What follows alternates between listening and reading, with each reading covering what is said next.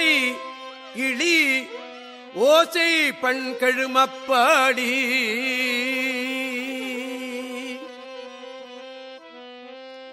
சச்சரி கொக்கரை தக்கையோடு தகுனிதம் துந்துபி தாளம் வீணை மத்தளம் கரடிகை வன்கை மெல் தோல் தமருகம் குடமுடா மொந்தை வாசித்து அத்தனை விரவினோடும் ஆடும் எங்கள் அப்பனிடம் திரு அலங்காடே. அத்தனை விரவினோடும் ஆடும் எங்கள் அப்பனிடம்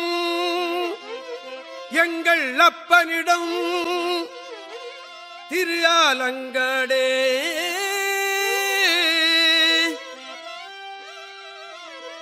அலங்காடே சம்பலம் ஹர பார்வதி பதே ஹர மகாதேவா. தென்னாடுடைய சிவனே போற்றி, எண்ணற்றவர்க்கும் இறைவா போற்றி. திருச்சிற்றம்பலம். பொய்யான திருமேனி உமிழ்தனம் மிகமேவும் கழியாரவரும் யானை கடல் நாழும் மறவாமல் அழியாழுமல தோவும் அடியார்கள் உளமாற வெளியாகும் வலிதாய வினை கூட நினையாவே. தில்லை கூத்தபெருமான் திருவடிகளை மேற்கொண்டு குருமகா சன்னிதானங்கள் வெப்பத பணிந்த அடியவர்கள் மக்கள் வெப்பத பணிந்த இன்றைய 11ஆம் திருமுறையிலே நமக்கு அம்மையார் காரைக்கால் அம்மையார் அருளி செய்த திரு ஆலங்காட்டு மூத்த திருப்பதிகம் என்ற ஒரு அருமையான பகுதியை சிந்தித்து கொண்டிருக்கிறோம். என்னுடைய திருவருளுக்கும் குருவர்களுக்கும் நன்றி கூறி அதில் போன தடவை நம்ம 8வது பாட்டு பார்த்தோம். கடலும் அழல் விழி கொள்ளிவாய்ப்பை சூழ்ந்து துணங்கை இட்டு ஓடி ஆடி தளலுள் எரியும் பிணத்தை வாங்கி தான் தடி தின்று அணங்கு ஆடுகாட்டில் கடல் ஒளி. அதுவும் பார்த்துட்டு இது 7வது பாட்டு. 8வது பாட்டு நாடும் நகரமும் தெரிந்து சென்று நன்னெறி நாடி நயந்தவரை மூடி முது பிணத்திட்டு மாடே புண்ணிய பேய்க்கணம் சூழச் சூழ காடும் கடலும் மலையும் மண்ணும் விண்ணும் சுழல அனல் கையேந்தி ஆடும் மரபப்புயங்கன் எங்கள் அப்பனிடம் திரு ஆலங்காடே என்று இந்த 8வது பாட்டில் அருமையான ஒரு வார்த்தை அம்மையார் சொல்றாங்க. ஆடும் அரவப்புயங்கன் அப்படின்றது. அரவம் என்பது பாம்பு அப்படின்றது ஒரு பொருள். இங்கே இறைவன் எம்பெருமான் புயங்க நடனம் அப்படின்ற ஒரு நடனத்தை அருமையாக இங்கே நமக்கு காண்பித்து கொண்டிருக்கிறார். அதான் ஆடும் அரவப்புயங்கன் என்பதாக அமைத்து கொடுத்தார். இப்போ அந்த வார்த்தைக்கு சரியாக இருக்கிற மாதிரி அடுத்த பாட்டு பாருங்க, அதனுடைய தொடர்ச்சியாக வர்றது மாதிரி வரும். இந்த இதில் 8வது பாட்டில் கடைசி வார்த்தை ஆடும் அரவப்புயங்கன். அதில் கையில் அனல் கை ஏந்தி அப்படியே காடும் கடலும் மலையும் மண்ணும் விண்ணும் சுழல. அப்ப எல்லா இடங்களிலும் இருந்து எல்லா பொருளையும் ஆட வைக்க வேண்டும், அதாவது அசைய வைக்க வேண்டும், இயக்க வேண்டும். இயக்குபவன், சரியான பொருள் இயக்குபவன், அவ்வளவுதான். எல்லா பொருளின் இயக்கம். இன்னும் நல்லா சொல்லணும்னா இந்த எல்லா பொருளும் ஜடப்பொருள். இந்த மண்ணு விண்ணு கடல் மலை எல்லாம் ஜடப்பொருள். இந்த ஜடப்பொருள் எல்லாம் இன்றைக்கு தொழில்பட வேண்டும். அடுத்தாப்புல இந்த ஜடப்பொருள் எல்லாம் ஒரு காலத்தில் படைக்கப்பட்டு, ஒரு காலத்தில் இருக்கப்பட்டு, காக்கப்பட்டு, ஒரு காலத்தில் அழிக்கப்பட்டு, இப்படி ஐந்தொழில் புரிதல். இதுவும் ஆட்டமே. இந்த ஆட்டத்தை தான் நம்ம இங்க அழகா இந்த வார்த்தையின் மூலமா நமக்கு எடுத்து உரைக்கிறார்கள். இறைவன் எம்பெருமான் ஆடும் அப்படின்றது அந்த புயங்கம். புயங்கம் என்பது என் தோள் முக்கண்ணன் என்று சொல்வார். 8 தோள், 8 திசைகளுமே இவனுக்கு தோளாக. அப்ப எல்லா இடங்களிலும் பரவி நிற்றலை அங்கே குறிப்பிடும். அப்படிப்பட்ட ஆட்டத்தை அந்த பாட்டில் 8வது பாட்டில் அம்மை எடுத்து சொல்லி, இப்போ 9வது பாட்டில் பாருங்கள், அதுக்கு தகுந்தாற் போல இசை வரணும். ஒரு ஆட்டம் நடக்கிறது அப்படி என்றால் அதில் ஒரு இசை வரணும். அந்த இசை எப்படி வருதாம் பாருங்க. துத்தம் கை கிள்ளை விளரி தாரம் உளை இழி ஓசை பண் கெழும பாடி அப்படிங்கிற அம்மை. இந்த 7 வருது. துத்தம் கை கிள்ளை விளரி தாரம் உளை இழி ஓசை, இந்த 7ம் சேர்ந்து பன்னிசையாக அங்கே பண் கெழும பாடி, கெழுமன நல்லா அப்படியே கூட்டி பொருந்தி, அந்த பண் பொருந்தி நின்று பாடுதல். எதோட இந்த 7 உறுப்புகள். இந்த 7 என்னன்னா நம்ம 7 இசை அப்படின்னு சொல்லுவாங்க. சரி க ம ப த நீ அப்படிம்பாங்க. அதாவது சட்சஜம் சட்ஜம் ரிஷபம் காந்தாரம் மத்திமம் பஞ்சமம் தைவதம் நிஷாதம்.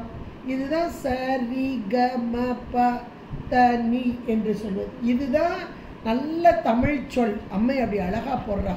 துத்தம் கைக்கிள்ளை விளரி தாரம் உளை இழி ஓசை என்று 7 சொல்லாக அருமையாக அமைத்து கொடுத்திருக்கிறார். அப்படி 7 இசை அதை அப்படியே சரியான ஒரு ஒன்றிலே கூட்டி பொருந்த வைத்து பண்ணோடு அப்படி பொருந்தி வரும்போது பன்னிசையாக வருதல். அந்த பாடல்கள் தான் இங்கே பாடப்படுகிறது. கெழும பாடி அருமையான அந்த 7 இசையோடு கூடியதான இசையை. அடுத்து வாத்தியங்கள். இறைவன் ஆடுகிறார் என்றால் இங்கே பாடல் நடக்கிறது. அம்மையே அப்படிதான் கேட்டு வந்தார். உனக்கு என்னம்மா வேணும் அப்படின்னா, அரவா நீ ஆடணும், நான் பாடணும், உன் அடியின் கீழ் இருக்கணும் அப்படின்னு சொல்லி தான் கேட்டேன். அதனால தான் ஆலங்காட்டுக்கு போ அப்படின்னார். அப்போ இனிமையான பாடல் ஒரு புறம், அந்த பாடலுக்கு ஏற்றாற் போல வாத்திய கருவிகள் ஒரு புறம். அந்த வாத்திய கருவிகளை எல்லாம் பட்டியல் போட்டு இந்த பாடல் 9வது பாடல்ல முதல்ல அந்த 7 இசையை சொன்ன அம்மை இப்போ சச்சரி கொக்கரை தக்கையோடு இதெல்லாம் ஒவ்வொரு வகையான கருவிகள். இன்றைக்கி அந்த கருவிகள் எந்த அளவுக்கு இருக்குன்னு தெரியல நமக்கு. ஏன்னா இசையோடு சம்பந்தப்பட்டவங்களுக்கு இதெல்லாம் நல்லா தெரியும். இசை பயிலக்கூடியவர்கள், அந்த வாத்திய கருவிகளோடு நல்ல பரிச்சயமானவர்களுக்கு இது நல்லா தெரியும் என்னென்ன வகைன்னு. இந்த இசைக்கருவிகள்லையே பார்த்திங்கன்னா நரம்புகள் மூலமாக மீட்டப்படுதல், அது இந்த யாழ் வீணை இதெல்லாம் நரம்பு கருவிகள் அப்படிம்பாங்க. தோல் கருவிகள்பாங்க. இந்த தோல் மாடு, அந்த மாட்டோடைய தோல் தான் அநேகமாக, ஆடெல்லாம் போட மாட்டாங்க, மாட்டுத்தோல் தான் போடுவாங்க. அதை அப்படி இருக்க கட்டி அதன் மூலம் சப்தத்தை வரவழைத்தல் அப்படின்றது அந்த தோல் கருவிகள். அப்புறம் இந்த புல்லாங்குழல் இது மாதிரியெல்லாம் வந்து காற்று கருவிகள் அப்படின்னா உள்ளுக்குள்ள அந்த காற்றின் மூலமாக நல்ல இனிமையான, அது எந்தெந்த இடத்துல துளை வச்சுருப்பாங்க, அந்த துளைக்கு ஏற்றாற் போல் கை விரல்களை வந்து மூடி அந்த துளைகளை மூடி திறக்கும்போது அந்த சப்தம் வந்து ரொம்ப அருமையாக இனிமையான புல்லாங்குழல் இசை அப்படின்னு நம்ம கேள்விப்பட்டிருக்கோம். இந்தளவு கேள்விப்பட்டிருக்கோம். நரம்பு கருவிகள், தோல் கருவிகள், அதுக்கப்புறம் இந்த காற்று கருவிகள், இப்படி கேள்விப்பட்டிருக்கோம். அம்மை அதைத்தான் இங்கே பட்டியல் போடுறாங்க. சச்சரி கொக்கரை தக்கையோடு தகுநிச்சம் துந்துபி தாளம் வீணை மத்தளம். மத்தளம்ன்றது 2 பக்கம் அந்த தோளால் பார்க்க அந்த மத்தளம். கரடிகை. இந்த கரடிகைன்ற ஒரு வார்த்தை தான் பின்னாடி ஒரு பழமொழியாக வந்தது. சிவபூஜையில் கரடி போல அப்படின்னு வந்துச்சு. நம்ம அதை சாதாரணமாக வேறு வகையாக பயன்படுத்துவோம். சிவபூஜையில் கரடி நுழைஞ்ச மாதிரி நுழைஞ்சா பாரு, யாராவது ஒருத்தவங்க வேண்டாததுக்கு வந்தாங்கன்னா அப்படி நம்ம சொல்லுவோம், சிவபூஜையில் கரடி மாதிரி. உண்மையிலேயே சிவபூஜையில் கரடிகை என்பது இந்த அம்மையுடைய வார்த்தைகள் மூலமாக தெரிஞ்சுக்கணும். அது ஒரு வாத்திய கருவி. கரடிகை என்பது ஒரு வாத்திய கருவி. இதில் ஏன்னா இந்த அம்மா முழுக்க நல்ல ஒரு தமிழ் சொல். எந்த காலத்தில் வாழ்ந்தவங்க கிமுன்றாங்க, சரி, அப்போ வாழ்ந்ததில் அப்போ உள்ள தமிழ் சொல் இதெல்லாமே. மத்தளம், கரடிகை, வன்கை, மென்தோல், தமருகம் போட்டிருக்காங்க. அதாவது வன்கை மென்தோலாம், அதாவது இந்த தமருகம்னு அந்த அடிக்கிறது, அது உங்களுக்கு எல்லாருக்குமே தெரியும். அதில் தோல்கறி, அதாவது தோலால், மாட்டுத்தோல் அப்படிம்பாங்க. அந்த தோல் எப்படி இருக்கான், மென்மையான தோலாக இருக்கும். அப்போ மென்மையான தோலை வச்சு வன்மையாக அடிக்கிறது. வன்கைனா வேகமாக விடாமல், அதுதான் வன்மை, வன்கை அப்படின்றது. வேகமாக இடைவிடாமல் அடித்தல். ஆனால் அந்த தோல் எப்படி இருக்கா, மென்மையாக இருக்கும். அப்போ அந்த மென்மையான தோல்னா அநேகமாக இந்த கண்ணுக்குட்டி இருக்கு பாருங்க, சின்ன இள வயது கண்ணுக்குட்டி, அதனுடைய தோல் கொஞ்சம் மென்மையாக இருக்கும். அந்த மாதிரி தோலை போட்டு செய்யக்கூடிய கருவிகள், அது எவ்வளோ ஒரு நுணுக்கமாக சொல்லியிருக்காங்க பாருங்க. அப்போ அந்த மென்மையான தோலிலிருந்து உருவாகும் சப்தம் நல்ல ஒரு இனிமையான குரலை இனிமையான ஒரு சப்தத்தை எழுப்பக்கூடியது. ஆனால் அதையே வேகமாக அடிக்கணும், விடாமல் அடிக்கணும். அதை அருமையாக அந்த வார்த்தையை சொல்கிறாங்க, வன்கை மென்தோல் தமருகம். அடுத்து குடமுழா.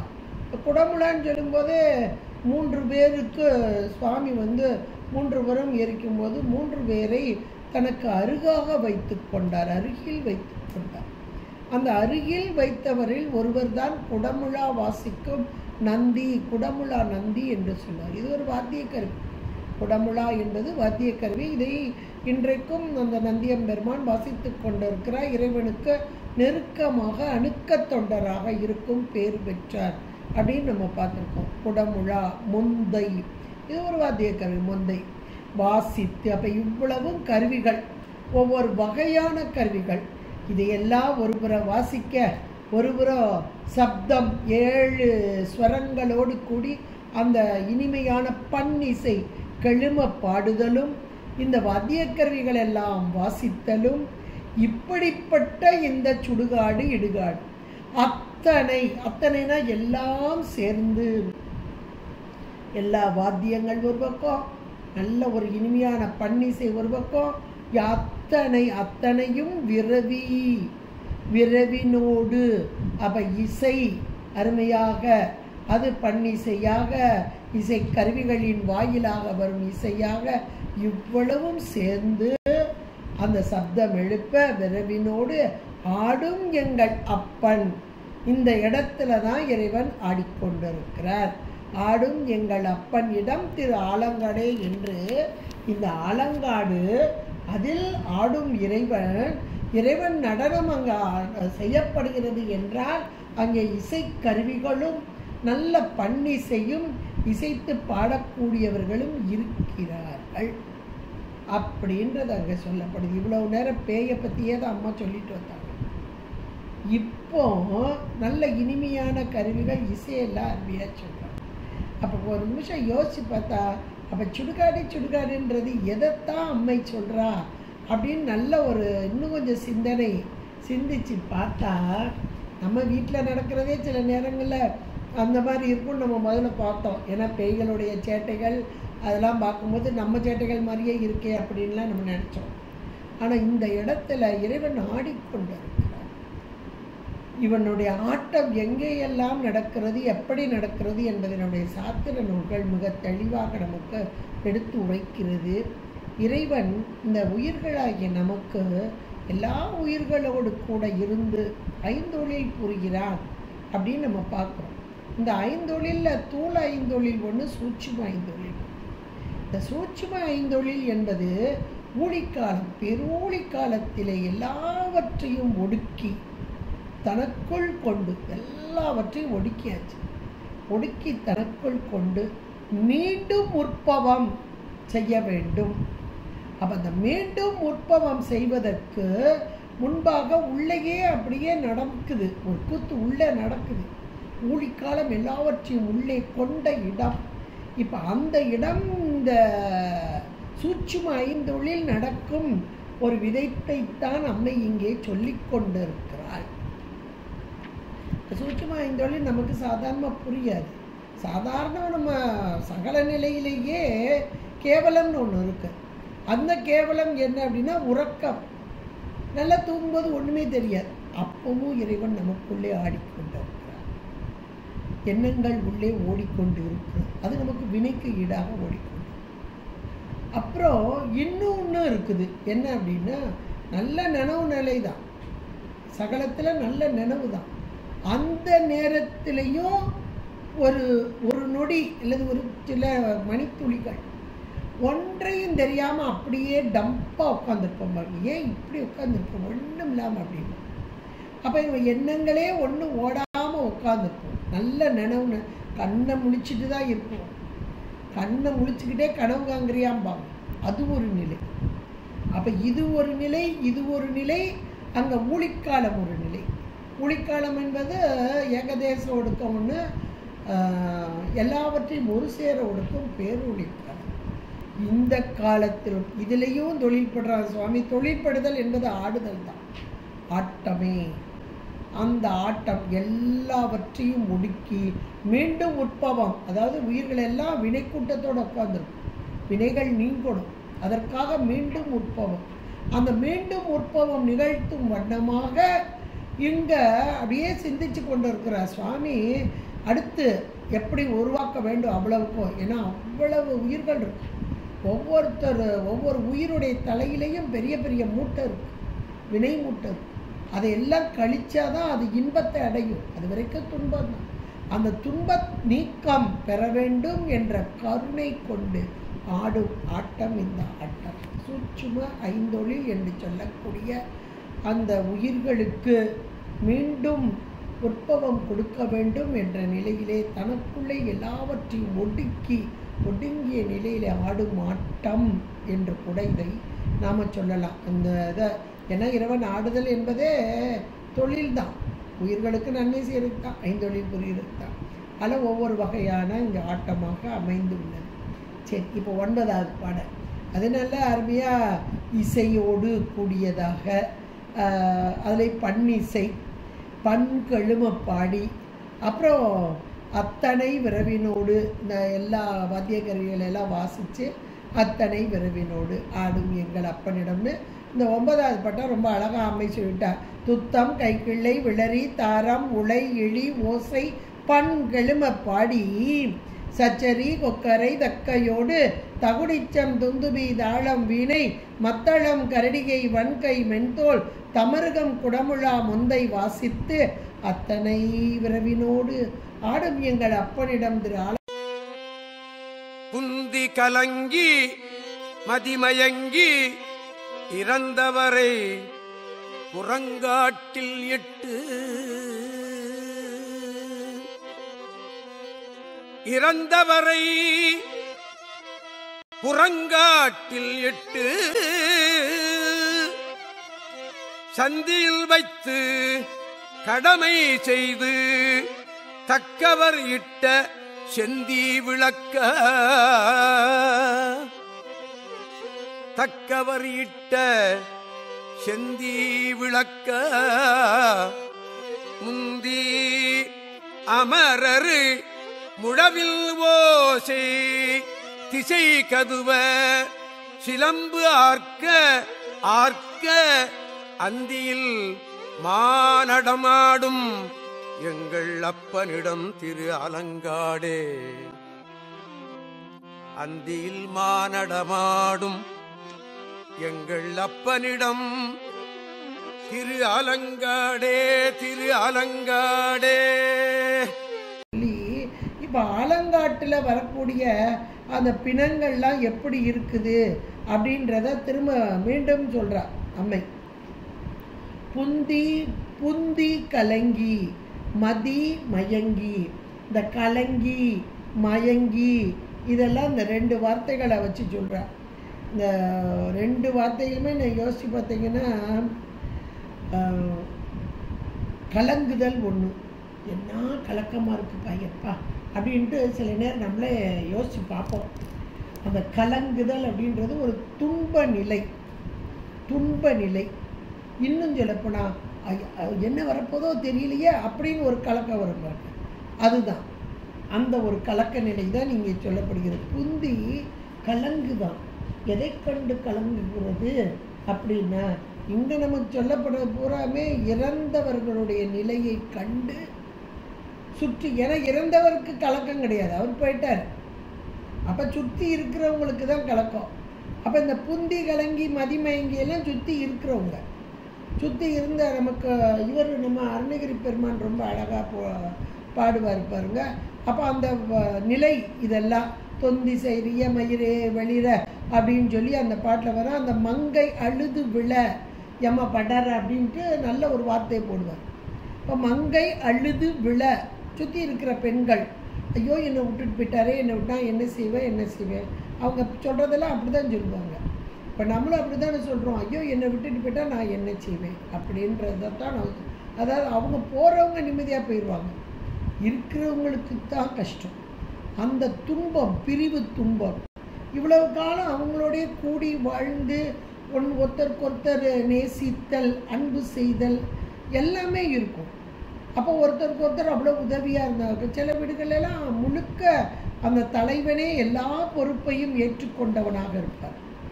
ஃபைனான்ஸ்லேருந்து எல்லா பொறுப்பும். இப்போது தலைவி அந்த இல்லாள் என்ன செய்வா யோசிச்சு பாருங்க. அப்போ இதெல்லாம் யோசிக்கும் போது இறந்தவர்களுக்கு அந்த கவலை கிடையாது. இறந்தவர்கள் விட்டுட்டு போகிறாங்க பாருங்க, உறவினர்கள், அவர்களுக்கு அந்த கவலை. அந்த நேரத்தில் புந்தி கலங்கி மதி மயங்குது. மதி மயங்குனா ஐயோ என் அறிவே வேலையே பார்க்கலை அப்படிம்போம் இல்லையா. அந்த மயங்குதல் அப்படின்றது அந்த சோர்வடைஞ்சு போயிடுது, வேலையே பார்க்காம நின்று போகுதும்பாங்க. என் புத்தியே வேலையே பார்க்கல அப்படிம்பாங்க, அறிவு வேலை பார்க்கலம்பாங்க. அந்த மாதிரி புத்தி கலங்கி மதி மயங்கி இந்த இறந்தவரை புறங்காட்டில் இட்டு சுடுகாட்டுக்கு கொண்டு போகிறாங்க. அந்த சுடுகாட்டுக்கு கொண்டு போகிறதுக்கு முந்தி நிறைய கடமைகள் இருக்குது, அதெல்லாம் செய்வாங்க. அது வீட்டில் வச்சு செய்கிற கடமைகள் நிறைய இருக்குது, சந்தியில் வச்சு செய்கிற கடமைகள் இருக்குது. அதுக்கு உரியவங்க அதை செய்வாங்க. யார் இப்போது தகப்பன்னா பிள்ளைகள், அதில் ஆண் பிள்ளைகள் தான் செய்யணும்னு ஒரு கடமை. இப்போ பெண் பிள்ளைகளும் ஓரளவுக்கு செய்கிறாங்க. அப்போ அந்த கடமைகள் எப்படி செய்யணுமோ அதை செய்வாங்க. பெண் பிள்ளைகள் செய்ய வேண்டிய கடமையும் இருக்குது, அதையும் செய்வாங்க. இப்போ அதைத்தான் இந்த பாட்டில் ரொம்ப அழகாக அம்மை சொல்கிறா. புந்தி கலங்கி மதி மயங்கி இறந்தவரை புறங்காட்டில் இட்டு கொண்டு போய் அந்த சுடுகாட்டில் இருக்கு சந்தியில் வைத்து கடமை செய்து. சந்தினா இந்த முச்சந்தியில் வச்சு சில சடங்குகள். இப்போவும் ஒவ்வொரு சமுதாயத்திற்கும் ஒவ்வொரு விதமான சடங்கு, எல்லோரும் ஒரே மாதிரி சொல்ல முடியாது, ஒவ்வொருத்தருக்கும் ஒரு சில வித்தியாசங்கள் இருக்கலாம். ஆனால் கண்டிப்பாக செய்வாங்க. அந்த முச்சந்தியில் வைத்து செய்யும் சடங்கு அப்படின்னு. அப்போ அந்த சந்தியில் வைத்து கடமை செய்து, அந்த கடமை செய்கிறது யார்? தக்கவர். அந்த தக்கவர்னா யார் செய்யணுமோ அவங்க செய்வாங்க. மகன் உறவு அப்படின்ற அந்த உறவுகள் அது செய்து, அப்புறம் தக்கவர் இட்ட தீ விளக்கா, அதுக்கப்புறம் அங்கே கொண்டு போய் அந்த உடல் அதை கொண்டு போய் எரியும் ஒரு விளக்கு ஏற்றிட்டு போவாங்க, அல்லது கொல்லி கொண்டு போவாங்க, கையில் கொண்டு போவாங்க, கொல்லி வைத்தல் அப்படின்றது. அப்போ அந்த கொண்டு போய் அங்கே எல்லாமே முறைமை செய்தல். அதைத்தான் இங்கே தக்கவர் இட்ட செந்தி விளக்கா அப்படின்னு. அவ்வளவோ இறந்தவர், அதனால் வருத்தப்படக்கூடிய உறவுகள், அப்புறம் அவருக்கு செய்ய வேண்டிய கடமைகள், இதெல்லாம் இந்த 4 வரியில். புந்தி கலங்கி மதி மயங்கி இறந்தவரை புறங்காட்டில் இட்டு சந்தியில் வைத்து கடமை செய்து தக்கவரிட்ட செந்தி விளக்கா. இவ்வளவும் அவங்களுக்கு செய்ய வேண்டியதெல்லாம் அங்கே அருமையாக 4 வரியில் பட்டியல் போட்ட அம்மை அடுத்து சொல்கிறாங்க பாருங்க. முந்தி அமரர் முழவின் ஓசை. இப்போ தேவர்கள் முழவுனா வாசிக்கக்கூடிய ஒரு வாத்தியம். முழவு அப்படின்றது, முழவு அதிருது அப்படின்னு நமக்கு ஞானசம்பந்த பெருமானுடைய பாடலில் கூட, திருவையாற்று பாடலில் ரொம்ப அழகா புலனைந்து பொறியலங்கி மதிமயங்கி அதில் கூட முழவு அப்படின்ற அந்த வார்த்தை இருக்குது. அந்த முழவு என்பது ஒரு வாத்திய கருவி தான். அந்த முழவின் ஓசை அது யார் வாசிக்கிறாங்களா? முந்தி அமரர். அப்போ தேவர்களால் வாசிக்கப்படக்கூடிய முழவு அப்படின்றது. திசை கதுவ, அந்த திசை கதுவனா எல்லா திசைகளையும் உள்ள அடக்கி, கதுவனா உள்ள அடக்கி. அப்போ 8 திசைகள்லையும் இருந்து வரக்கூடியதாக அந்த சப்தம் எல்லா இடங்கள்ல இருந்து வர்ற மாதிரி அவ்வளவு சப்தத்தோடு திசை கதுவ சிலம்பு ஆர்க்க ஆர்க்க 2 வார்த்தை அப்படியே அடுத்தடுத்து போட்டாங்க அப்படின்னாலே 2 சொல் மீண்டும் மீண்டும் வருகிறது அப்படின்னாலே அதில் ஒரு உரைப்பு தன்மைனா அழுத்தமான ஒரு தன்மையை சொல்வதற்காக இப்படி சொல்லப்படுகிறது. இங்கே சிலம்பு அப்படின்றது இறைவன் எம்பெருமான் ஆடும்போது ஒலிக்கக்கூடிய அந்த சப்தம் ஒலி வேகமாக ஒலிக்குதான். அதான் ஆர்க்க வேகமாக சப்தமாக 8 திசைகளையும் பரவி நிற்கிற மாதிரி இந்த அதைத்தான் திசை கதுவ சிலம்பு ஆர்க்க. அது எது அப்படின்னா முழவின் ஓசை ஒரு பக்கம், இறைவன் காலில் அணிந்திருக்கக்கூடிய சிலம்பு ரெண்டுமே தேவர்கள் வாசிக்கக்கூடிய முழவு ஒருவரும், இறைவன் அவருடைய திருவடி அதில் அணிந்திருக்கக்கூடிய சிலம்பு, இதையெல்லாம் அப்படியே சப்தத்தை எழுப்ப அந்தி என்றால் இங்கே மாலை நேரம். அந்த மாலை நேரத்திலே மானடம் ஆடும் எங்கள் அப்பனிடம் திரு ஆலங்காடே. அருமையான ஒன்று. இந்த அந்தியிலே இறைவன் ஆடக்கூடிய அந்தி கூத்து, பேரூழி கூத்து என்று சொல்லக்கூடிய இதுதான் அந்த அந்தி மாநடனம் என்பது. பேரூழி எல்லாவற்றையும் ஒடுக்கி கொண்டு ஆடும் ஆட்டம் பேரூழி நடனம் என்று சொல்ல. இந்த பேரூழி நடனத்தில் எல்லாம் ஒடுங்கிடுது. ஒடுங்கின பிறகு உள்ளிருந்து தேவர்கள் தான் வாசிக்கிறாங்க. தேவர்கள் தான் அங்கே முழவு வாசிக்கிறார்கள். அது சப்தம் எப்படி 8 திசைகள்லையும் ஒலிப்பது போல அங்கே வருகிறது. இறைவனுடைய சிலம்பு ஆர்க்க ஆர்க்க அந்தியின் மானடம் ஆடும் எங்கள் அப்பன் இடும் திரு ஆலங்காடே. அப்போ எல்லாவற்றையும் ஒடுக்கி நின்றாடும் பெருமானாக இருத்தல் அப்படின்றத இந்த பாட்டில் நமக்கு அழகா எடுத்து சொன்ன. ஒப்பினை இல்லவன் பேய்கள் கூடி ஒன்றினை ஒன்றடித்து ஒக்க நீர்த்து. ஒப்பினை இல்லவன் பேய்கள் கூடி ஒன்றினை ஒன்றடித்து ஒக்க நீர்த்து. பப்பினை இட்டு பகண்டை பாட, பப்பினை இட்டு பகண்டை பாட பாடிருந்தல் நரி யாழமைப்ப. பப்பினை இட்டு பகண்டை பாட பாடிருந்தல் நரி யாழமைப்ப. அப்பனை அணி திரு ஆலங்காட்டுள் அடிகளை செடிதலை காரைக்காற்பே. அப்பனை அணி திரு ஆலங்காட்டுள் அடிகளை செடிதலை காரைக்காற்பே. காரைக்காற்பே காரைக்காற்பே செப்பிய செந்தமிழ். செப்பிய செந்தமிழ் 10 வல்லார் சிவகதி சேர்ந்தின்பம் எய்துவாரே. செப்பிய செந்தமிழ் 10 வல்லார் சிவகதி சேர்ந்தின்பம் எய்துவாரே.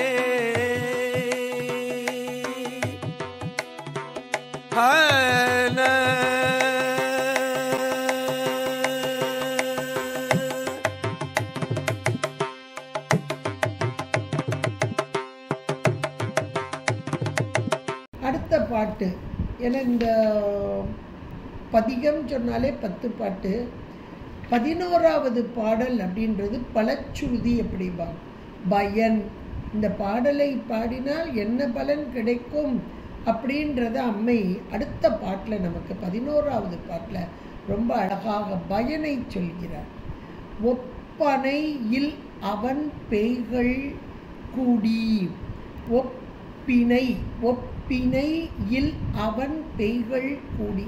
இந்த பேய்கள் எல்லாம் ஒன்றா கூடுதான். அதுக்கு ஒரு வார்த்தை அம்மை போடுறா, ஒப்பினை அப்படிங்கிறா. ஒப்பு இன் ஐ அப்படின்றது, அதாவது இல்லாத பேய்கள் அப்படின்னு ஒரு பொருள். இதில் ஒப்பு இல்லாதன்னு வரும். இங்கே பேய்களுக்கு ஒப்பு எதை சொல்ல முடியும் ஒரு பக்கம், ஆனால் இங்கே ஒப்பு இன் ஐ அப்படின்னு எடுத்துட்டோம்னா, பேய் அப்படின்னாலே நம்ம கண்ணை புறக்கண்ணால் சாதாரணமாக பார்க்க முடியாது. இந்த பேய்கள் அதுகளுக்கு உருவம் கிடையாது, உருவமில்லாத ஒன்றைத்தானே பேயும்போ.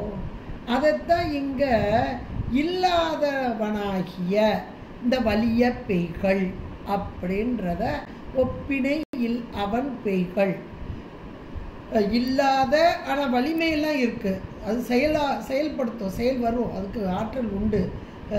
பேய் வந்து அவனை சார்ந்து அவனோட இருந்து இப்படி செயல்படுத்துறதெல்லாம் நம்ம சொல்கிறோம். அப்போ பார்க்க முடியாது, இல்லாதது மாதிரி தெரியும், ஆனால் செயல்பாட்டுக்கு அது வரும். அப்படிப்பட்ட இந்த பேய்கள் எல்லாம் கூடுதான், ஒன்றோட ஒன்று சேர்ந்துட்டு தான். அப்படி ஒன்றா கூடி ஒன்றினை ஒன்று அடித்து ஒக்களித்து. ஒக்களித்து அப்படின்றது, ஒக்களித்துனா ஒரு சேர நின்றுக்கிட்டு ஒன்றுக்கு ஒன்றா கையை வச்சு அடிச்சுக்கிட்டுருப்பாங்க இல்லையா, இப்படி அடிக்கிறது இப்படி அடிக்கிறது அப்படின்னு. எல்லா பேய்களும் ஒன்றா கூடி ஒன்றுக்கு ஒன்று அடிச்சுக்கிட்டு, சில நேரம் மார்பிள் அடிக்கிறது, இதெல்லாமே சேர்ந்து தான். இந்த பேய்க்கூட்டங்கள்லாம் ஒன்றா சேர்ந்து, பேய்கள் கூடி ஒன்றா சேர்ந்து ஒன்றினை ஒன்று அடித்து ஒக்களித்து ஒன்றா சேர்ந்து நின்று நல்ல ஒரு சப்தம், கூச்சல், ஆட்டம் எல்லாமா சேர்ந்து நிற்கிற ஒன்றைத்தான் நினைக்கிறார். ஒக்களித்து ஒரு சேர சப்தம் போடுது, போட்டு பப்பினை இட்டு. பப்பினை இட்டு அப்படின்னா பப்பர அப்படின்னா பரபரப்பு. அந்த பரபரப்பு இல்லாமல் பப்பினை இட்டு ஒன்று கொண்டு பப்பர விட்டு இருந்து அப்படின்னு பாடுறோம் இல்லையா, அதே மாதிரி ஒரு பரபரப்பு.